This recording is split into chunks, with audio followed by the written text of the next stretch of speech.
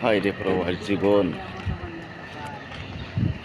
12 ঘন্টা ডিউটির পর এসে খানা পাকাও, খানার পরে কিনে কাপড় চোর দাও, গোসল করো, আবার পানি এনে খাও।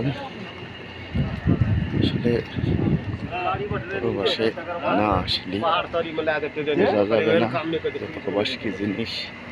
এই জাপানের বোতল সাপ্লাইট পানি দেয় প্রতিদিন 6:30 থেকে রাত 9টা পর্যন্ত। সবাই সিরিয়াল দিয়ে যাচ্ছি আমরা পানি আনতে। এখন আজকে শুক্রবার, আজকে ডিউটিতে যাই নাই, সারাদিন রেস্ট করলাম। এখন পানিটা এনে ধুয়ে মরুভূমিতে যাবো ঘোরাফেরার জন্য। আসলে প্রবাসের যে কি সুখ যারা আইছে তারা জানে, যারা আসি নাই তারা কোনোদিন বুঝতেও পারবে না যে প্রবাসে কতটা সুখ, কতটা শান্তি। তাই বাস্তব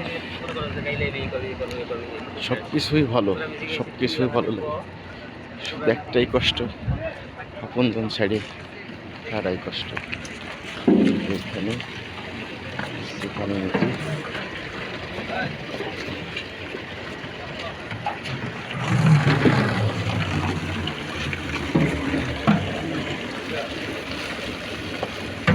গ্যাপ তো নাই রে জায়গা, তাহলে কি দিনাই নাকি?